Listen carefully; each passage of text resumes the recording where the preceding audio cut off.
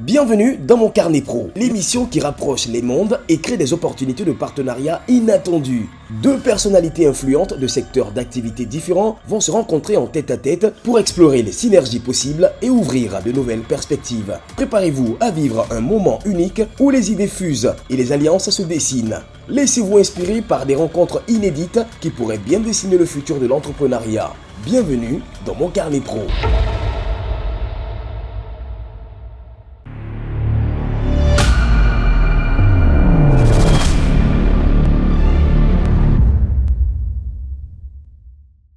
Créée depuis plus d'une vingtaine d'années et présente dans plus de 14 pays africains, Kajekfi, société de renommée internationale, est spécialisée en conseil et ingénierie informatique. Certifiée ISO 9001 version 2015 et ayant pour vocation d'accompagner les entreprises dans leurs projets de transformation numérique, Kajekfi se présente aujourd'hui comme un partenaire incontournable dans son domaine d'activité. Au fil des années, Kajekfi a mis en œuvre un système de management de qualité, couplé à un processus d'amélioration continue, garantissant des produits et services de qualité à forte valeur ajoutée pour ses clients. Conscient de l'importance des ressources humaines dans l'atteinte des objectifs, Kajekfi s'est entouré de collaborateurs dynamiques, pétris de compétences et résolument orientés résultats. Kajekfi, aujourd'hui, ambitionne de devenir le leader africain dans l'édition des solutions informatiques pour tous les secteurs et déploie une expertise reconnue auprès de grandes entreprises togolaises et internationales. Kajekfi, nous assurons la pérennité de votre institution.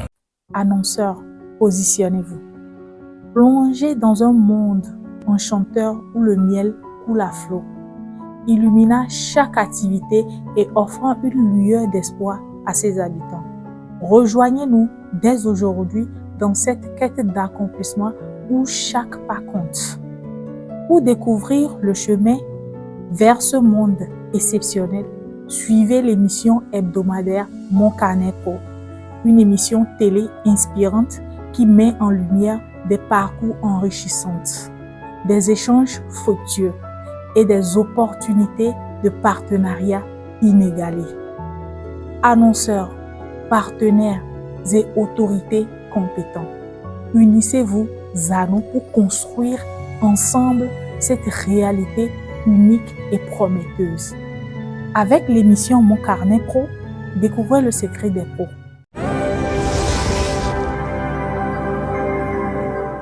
Monsieur le maire, bonsoir.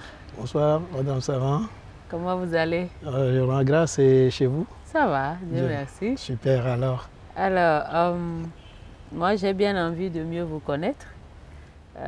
Surtout aujourd'hui, on voit un maire assez accompli, qui a un leadership qui inspire la jeunesse, mais bon, on ne sait pas trop comment ça a commencé et tout. Je suis sûre que beaucoup voudraient savoir un peu plus sur vous. Okay. Alors, je suis né dans la préfecture de la Kosa, plus précisément à Lama, au CHR de Lama. Et je suis né d'un père et d'une mère originaire de Gléi. Ah! Aujourd'hui, la ville du futur. Ah ça, n'est-ce pas? Ah oui. Je suis un chrétien catholique et vous connaissez la religion catholique. Soit vous êtes baptisé dès votre enfance, soit vous êtes mature plus ou moins avant d'aller au catéchisme et avoir le baptême. Et c'est mon cas. Alors, de profil, quelle est votre formation de base? Qu'est-ce que vous avez fait comme études académiques? Comme je l'ai dit, Dieu m'a donné tout. Et en question éducative aussi, j'ai fait d'abord l'école primaire de Pia, l'école centrale de Pia. Et après, j'ai continué vers le Grand Nord à Dapan, le PP Komologa. Après, je me suis retrouvé à Palimé. De Palimé, on se retrouve à Gléi entre-temps, et puis à Lomé pour continuer avec les protestants, ainsi de suite. Bien sûr, à un moment, mon papa étant technicien, j'ai pris goût, à côté des études, j'aimais aussi la pratique. Donc je faisais la mécanique, l'électricité, la soudure, tout. Donc ainsi, j'ai même eu à faire le CAP professionnel industriel. Super. Et que malgré ça, j'ai eu à faire encore les études du côté social en Italie. Okay. D'où j'ai pu avoir cette qualité d'être responsable d'une ONG internationale qui est Togo to Togo. Okay. Et partant de là, j'ai eu à faire le consulat du Togo en Italie comme secrétaire général à Turin. Et j'ai été émissaire du Vatican, chargé du projet et des projets financés par la CEI, la conférence épiscopale italienne pour les pays du tiers-monde. Okay. Donc c'est de là que j'ai aussi orienté des projets vers le Togo et j'ai senti que nous avons à bâtir notre nation nous-mêmes et non trop attendre de quelqu'un. C'est là l'inspiration, le désir, l'engagement de mettre ma pierre à la construction de notre cité, commençant partout où besoin, et aujourd'hui je suis à Gléy. En tout cas, franchement, c'est très impressionnant. Merci, madame. Et je suppose que vous aussi, vous avez envie d'en savoir un peu plus. Vraiment, parce que façon dont je me rappelle, je vous vois aussi émerveillé. Je crois qu'il y a beaucoup de choses que je serais très honoré d'entendre de vous, madame Sama. Et si je peux aussi savoir et partager avec tous nos auditeurs et téléspectateurs, votre parcours, votre enfance et puis surtout votre passion, ce qui vous amène à être une dame que moi j'appelle dame coach, que j'apprécie très bien. En tout cas, félicitations pour votre carrière. Merci beaucoup, monsieur le maire. Je pense que venant de vous, c'est un honneur. Hein? Ouais. Alors, voilà, moi je m'appelle Sama Medissa.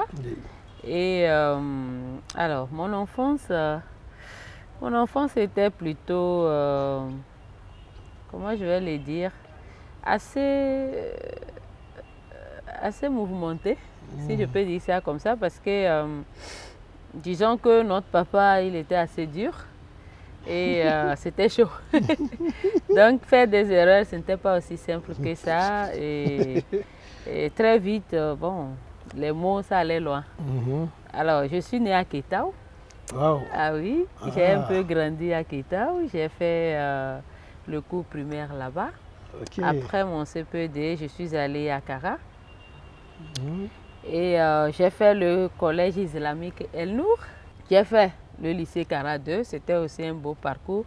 J'avoue que quand je regarde mon enfance, ma toute tendre enfance était très intéressante. J'étais une fille insouciante, souriante, voilà, sans prise de tête, open, comme on dit. Ouais. Mais la période de collège, c'était un peu compliqué, l'adolescence, les difficultés avec mon papa surtout, c'était quand même assez compliqué. Du coup, l'école, c'était une très belle expérience pour moi. Mes meilleurs moments, c'était vraiment à l'école.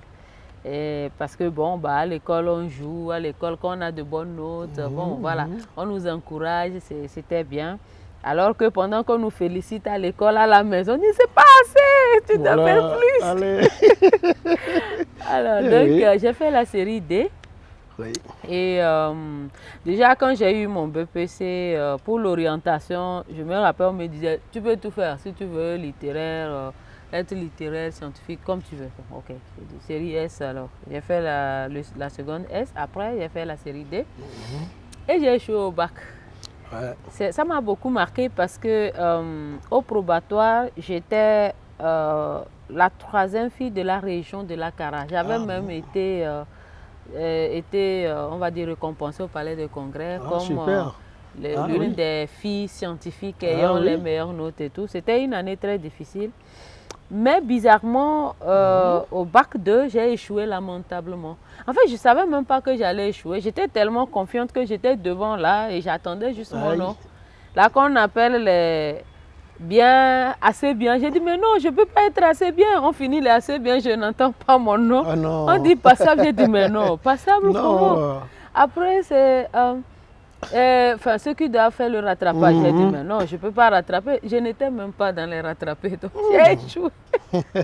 Et donc, c'est très compliqué. Un moment très compliqué, vraiment. Mes parents ont mal pris ça. Après, je suis partie de Kara directement à Neho. Wow.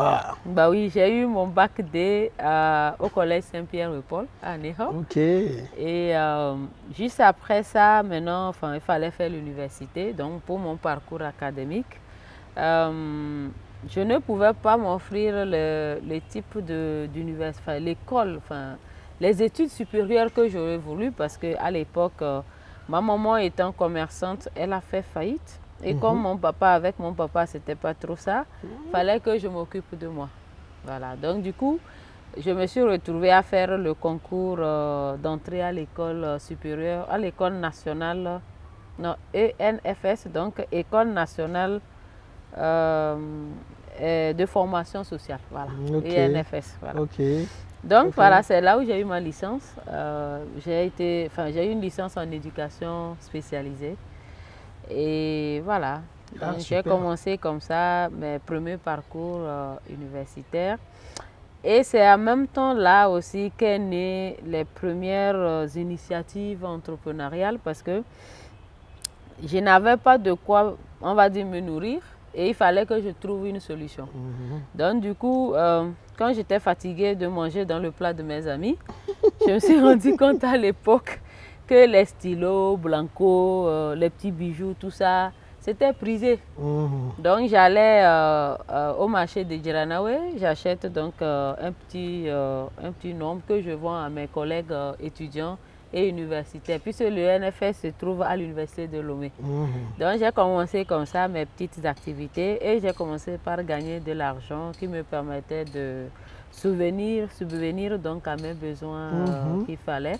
Mais au même moment, je découvrais une fibre en moi que je ne connaissais pas.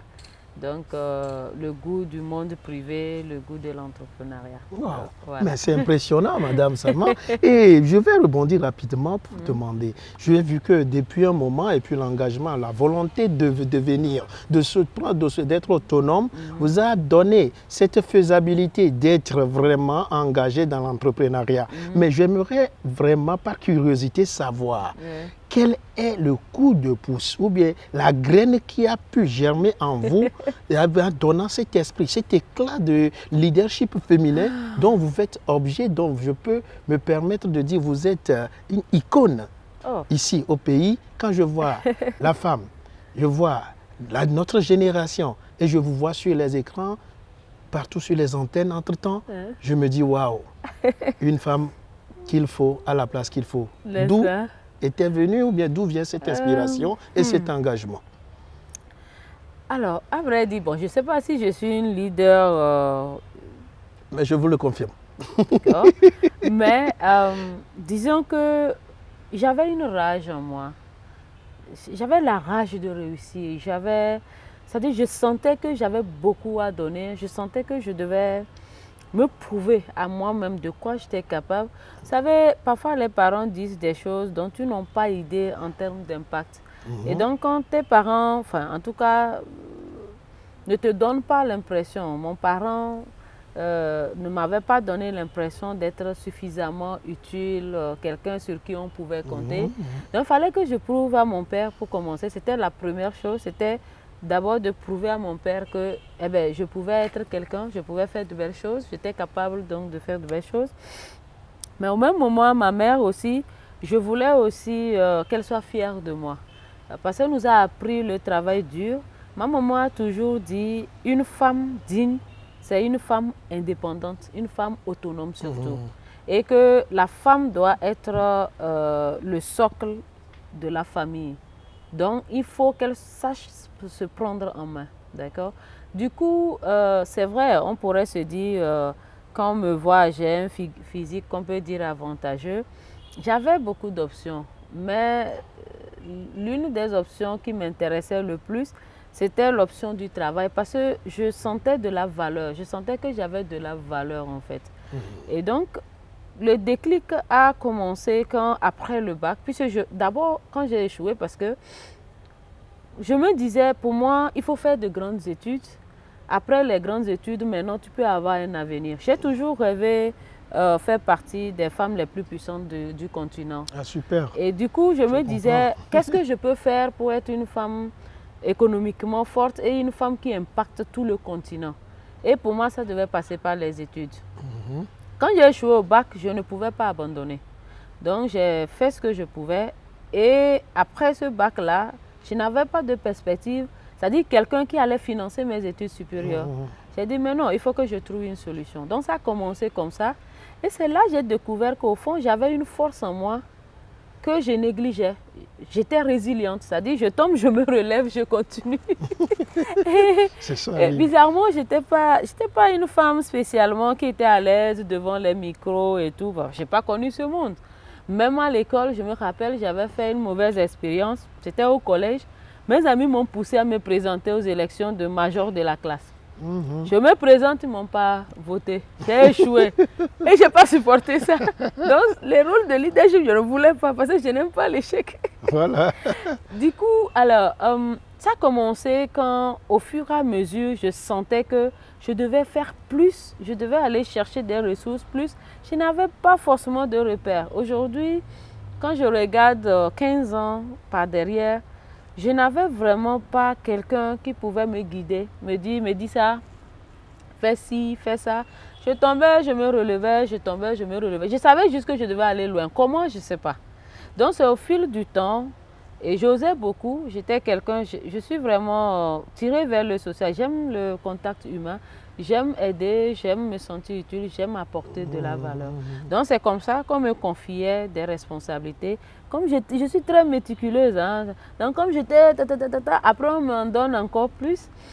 Et je me rappelle quand j'avais pris la parole devant 3000 personnes pour animer une conférence, j'étais là, toute petite et tout, c'était impressionnant. Qu'est-ce que je vais leur dire et tout ça. Mais à la fin, dans la pratique, je me rends compte que, mais tiens, en fait, pour moi, le leadership doit être un leadership d'impact positif et ça doit commencer par soi-même.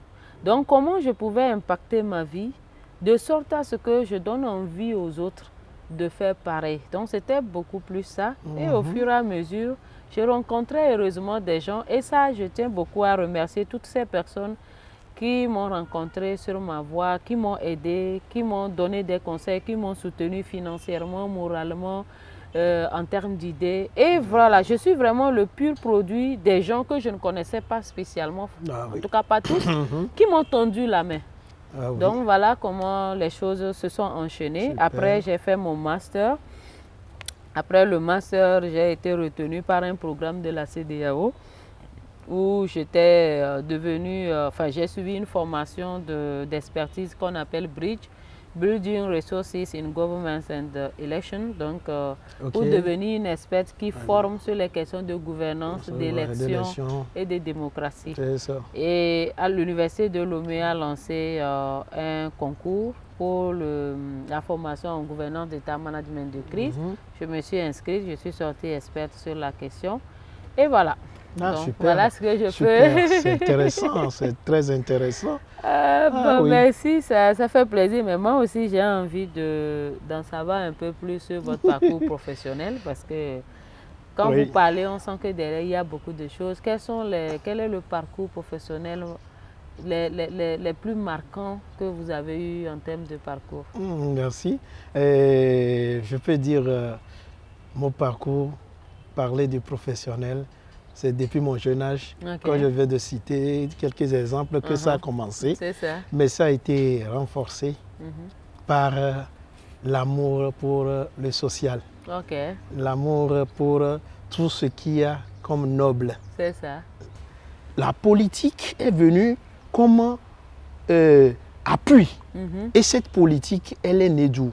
Du leadership que j'ai vu à son excellence, le président de la République, Faure Sozimna Gnassingbé, et un président modèle pour moi, parce que vu son jeune âge et son expérience, son talent, sa volonté de faire, je sens en lui, j'ai lu en lui quelqu'un qui peut être un modèle.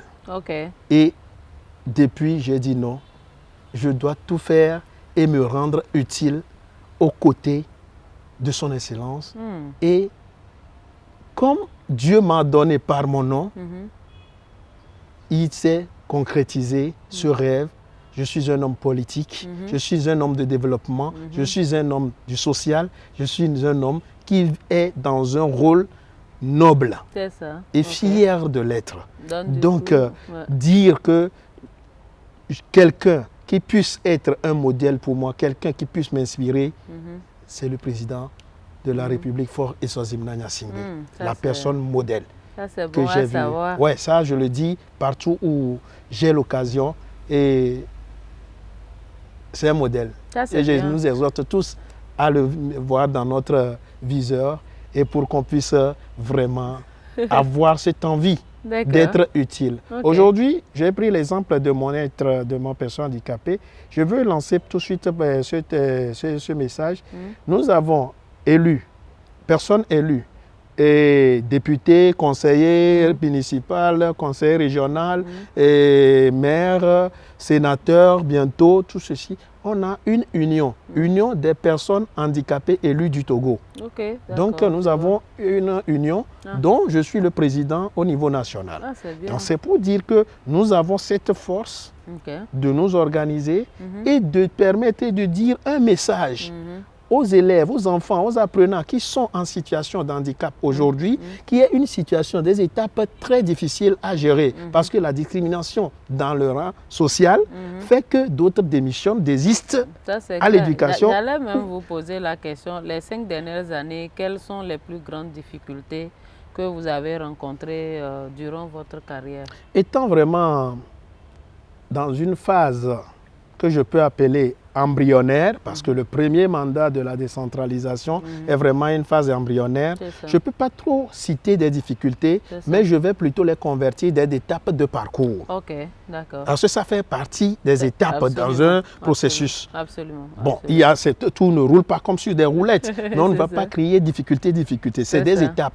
Nous devons être conscients que ça doit faire partie. Et voilà pourquoi nous sommes là, pour les surmonter. Et trouver des solutions et répondre aux attentes de nos populations. C'est surtout ça, avoir envie d'être proche dans la population. C'est ce qui est notre force et qu'on puisse dire qu'on n'a pas de difficulté dans l'exercice de cette fonction, mais plutôt la passion de vivre ce moment. Mais ça tombe bien, en termes d'opportunités, c'est-à-dire les méthodes pour identifier et saisir les opportunités du marché, qu'est-ce que vous pouvez conseiller à une jeune dame comme moi ou à tout jeune pour identifier les opportunités du marché et les saisir? Oui, et merci pour cette question. Et je vais dire tout de suite, les opportunités, c'est quoi? C'est être plus proche de sa cible. Parce que nous avons l'habitude de dire ceci doit venir de soi. Ça doit être automatique. Non, je suis un entrepreneur. Je dois gagner ce marché. Parce qu'on dit 25% des marchés publics pour la jeunesse, pour les gens. Donc, je dois.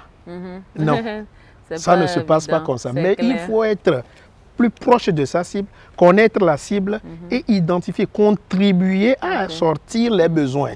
Imaginez, vous allez vers un maire pour dire, monsieur le maire, j'ai appris à connaître votre commune et vraiment, j'ai vu qu'il y a les ordures qui ne sont pas trop digérées, mais si on montait un projet tout de suite, si on faisait ceci, vu les réalités, on faisait, et puis vous apportez des idées. Le maire vous met en contact peut-être avec le service technique ou bien lui-même il s'intéresse. Imaginez-vous 6 mois, 1 an après, un partenaire ou bien une source de financement vient pour réaliser un projet dans ce sens. Absolument. Vous étant déjà entrepreneur dans le domaine, vous êtes partie favori. C'est clair. Vous voyez? Donc, se mettre dans la cible, plus proche de sa cible et savoir ses compétences réelles et non faire parce qu'il faut faire. Absolument. Voilà, donc c'est ce que je peux solliciter. Vraiment... Et bon, vice versa, moi je suis maire. J'ai dit ce que un entrepreneur par exemple peut faire, mais vous aussi, comme non seulement partenaire, entrepreneur, mais partenaire sur tous les plans. Parce que partant d'ici, je crois que nous pouvons dire que pour que ce jour compte, un partenariat, un lien se crée de nouveau et de plus entre notre commune, Gléy, la ville du futur, et Madame Médissa et toute sa structure. Qu'est-ce que vous pouvez nous donner comme orientation dans ce sens? Je peux déjà dire que depuis un moment, on a mis en place la Confédération des juniors entreprises du Togo. Donc ces jeunes entreprises qui ont moins de 10 ans d'existence et qui ont un chiffre d'affaires inférieur à 1 milliard. Aujourd'hui, avec tout le parcours, vu qu'on a fait toutes les villes, toutes les régions, à la rencontre des entrepreneurs locaux, je peux vous dire que nous avons des projets qui pourront très bien intéresser votre commune Ogo 3 de la ville du futur Gléy. Merci. Nous avons mis en place, nous sommes en train de finaliser le portail de connexion des juniors entreprises du Togo. Et l'objectif, en fait, c'est de pouvoir autorités qui ont des marchés, des opportunités pour qu'ils puissent en bénéficier. Et quand on prend par exemple votre commune, vous avez forcément des jeunes techniciens qui sont bons dans leur domaine et qui ont besoin de compétences. Donc je pense que la CEGET pourrait très bien accompagner la commune à recenser ces techniciens-là sur cette plateforme numérique-là qui vont permettre à tous ceux qui ont besoin de ces compétences, peu importe leur zone géographique, de les contacter parce qu'aujourd'hui, avec le portail de connexion des juniors entreprises du Togo, vous avez la possibilité de savoir qui est ce technicien, quelles sont ses réalisations, quelles sont ses attestations de bonne fin d'exécution, quel est son parcours, et ça, c'est public. Donc ça permet, et à chaque fois qu'il fait des exécutions, il y a des retours. Donc là, en termes d'employabilité, voilà une solution qui peut très bien vous intéresser, qui peuvent aussi amener les entrepreneurs qui sont débutants chez vous ou qui sont encore fragiles, de rentrer en contact avec nous, Tournée Carrefour Jeunes, pour voir, mais en termes d'opportunités dans la commune, dans la région, quelle est ma part? Et nous, on attire les investisseurs, on attire les autres partenaires, où chacun vient dire de quoi il est capable. Donc je pense que ça peut être une très belle expérience de partenariat entre la CEGET et la commune pour accompagner, on va dire, non seulement la jeunesse entrepreneuriale, les jeunes en quête de travail, mais aussi accompagner la commune sur les questions de gouvernance, sur les questions de mobilisation des ressources. Ça devient intéressant. Voilà, sur les questions de structuration. Parce que c'est ce que CEGET fait. Parce que c'est que une très bonne chose de cette taille, je ne peux pas dire être gourmand, garder ça pour la commune Ogo 3 seul. Et étant donné qu'au niveau de la région des plateaux, nous sommes organisés en coordination des maires de la région, nous pouvons partager ça et aller en groupe de communes autour de votre thématique pour vraiment vous mettre à nos services pour que nous puissions profiter de ceci. Parce qu'on dit seul on va vite, mais ensemble on va plus loin. Donc ça, si on est ensemble, on ira beaucoup plus loin pour le bien-être de nos populations. En tout cas, une fierté, vraiment très honorée. De ce point-là, et il faut que ce jour compte. Ce jour doit compter, n'est-ce pas? Merci beaucoup. Allez, à la prochaine. À la prochaine, oui.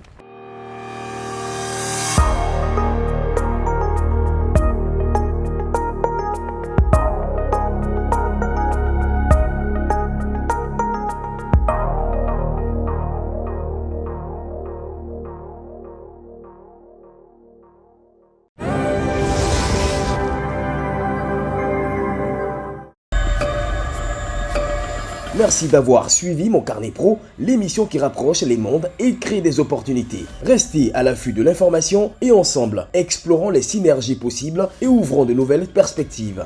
Restez inspirés par ces rencontres uniques et soyez prêts à voir émerger de brillantes alliances. À bientôt pour de nouveaux numéros. Ouvre les portes fermées aux autres avec Mon Carnet.